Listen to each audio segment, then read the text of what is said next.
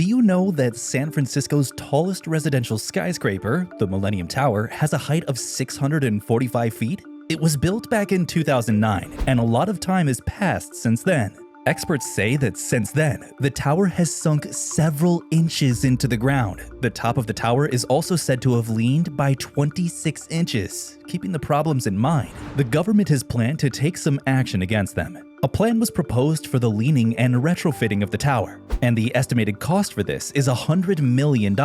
However, due to some unforeseen circumstances, the plan needed to get revised, and now the cost for the renovation has increased fivefold. Now, this huge sum of money has kept all the engineers on their toes as to who will get the golden opportunity to renovate the Leaning Tower.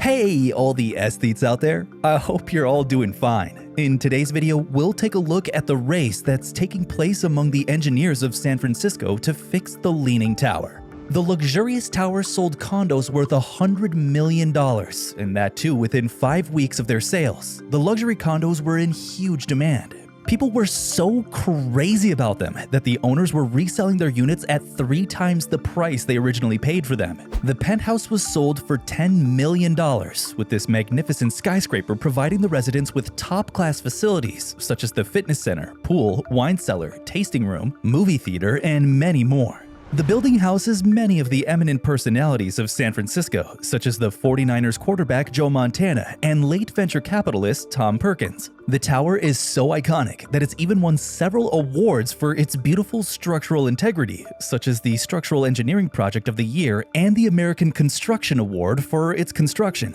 The tower was famous at one point in time for its breathtaking views, but if we speak of recent times, the residents are planning to flee the building and seeking to recover the value of their condos, which, as expected, have depreciated significantly. Those people who are trying to sell their condos are forcefully made to slash their listing prices or pull their units off the market. Since its completion, the building has been a bit of a problem for the residents and building owners. Remember the incident of 2016? Well, back then, the building had sunk 16 inches into the soft soil and landfill of San Francisco's dense financial district. The tower has also noticed to lean as much as 6 inches from the top and 2 inches from the bottom. This tilt has drawn huge attention, and comparisons are being made with the Leaning Tower of Pisa in Italy. The residents of the building have allegedly filed a lawsuit against the developers and designers of the building, and rounds of recrimination between the developers and city officials. About the tilt. This tower was built in order to visualize it as a symbol of the revitalization of San Francisco, south of the Market District. The tower has been the main gossip of the town for quite some time now because of its dangerous tilt and sink.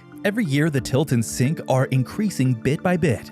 By 2020, the sink had gone to 17 inches, and the tower had tilted 16 inches to the northwest already. Based on the satellite images and the reports, the building will continue to be sick at 2 inches per year. This is exactly double what the engineers had predicted earlier. The tower has sunk in an additional inch and tilted another 2.5 inches towards the Trans-Bay Transit Center across the street. If the tower continues to tilt at this rate, in a few years, we may see that the elevators and plumbing of this 58-story luxury building could no longer be functional. The sink and the tilt have also given rise to many other problems. For instance, due to the unsteady footing, cracks are being observed in the basements, declining the home value accusations of fraud and innumerable legal fights. Recently, the residents have also started to complain about the bad odor on their specific floors, which is due to the moisture-cracked walls and a massive fissure in the window on the 36th floor. These issues have made the structural and geotechnical engineers go on regular rounds of the building's basement to keep a check on the growth of cracks using the stress gauges.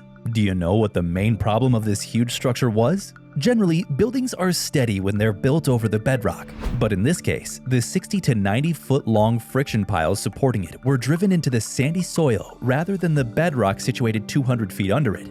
The land on which the tower is built is an area that is extremely prone to liquefaction, and generally, the solution for these types of cases is to drill and anchor it down to bedrock. Blame game and feud. A blame game has kicked off for developers of the neighboring construction. Transmit Joint Powers Authority claimed that the Millennium Towers had inadequate foundations. However, the lead engineer in this project, Ron Hamburger, claimed something else to fix the issue. He blames the construction work on the transit center by claiming that the crew dug out an 18-meter hole and dewatered the ground by pumping out liters of water. For those who don't know what dewatering is, it's nothing but the whole process of removing water from the surface or ground to come up with a safe working environment and prevent soil erosion. One of the founding partners of the Millennium Tower, Chris Jeffries, said that when the water levels under the sand dropped, the sand got compressed and helped the building to settle down. To this, the Transmit Joint Powers Authority clarified itself by saying that they were not at fault for the sink of the tower and its tilt as well. The exact reason behind the sink and tilt is still unknown to the engineers, but the thing that we can say for sure is that the soil on which the tower is built is not serving as they had expected it to. Till now, we can count the tower as habitable and apparently safe, but the issues need to be taken care of as soon as possible. The legal problems cost San Francisco to pay a huge amount of $15.6 million as the fees of the attorney, which consequently will be paid by the taxpayers only. By now, 9 lawsuits have been filed involving nearly 146 attorneys to solve the case. How to fix a sinking skyscraper.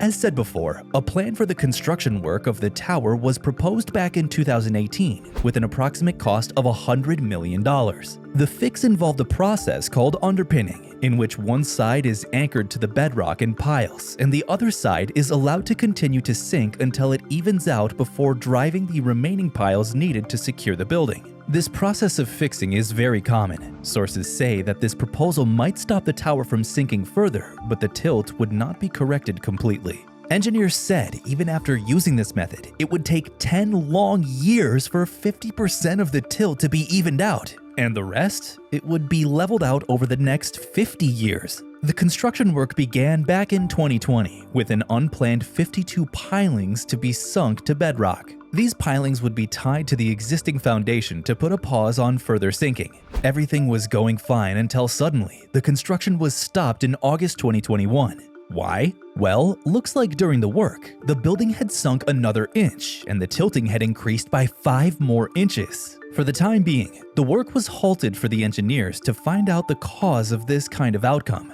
After examining the matter, they said that the holes that had been dug out for the retrofitting caused much more soil movement. Standing today, the total tilt has summed up to be 26 inches, which is 10 inches more since the repair work began.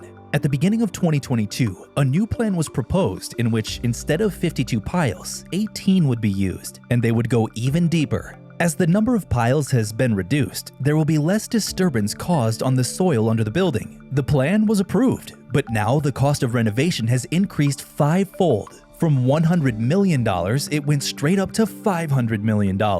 So with this, we've come to the end of the video. Let's see how the engineers manage the situation and solve this rising, or should I say sinking, issue.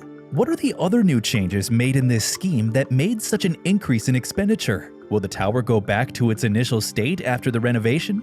Will the new scheme solve the issue, or, like the previous scheme, will it sink even more? What do you think? Let us know in the comment section below. If you like this video, share it with your friends and family. Don't forget to subscribe to our channel for more related videos. Hit the bell icon to get fresh updates, and thanks for watching.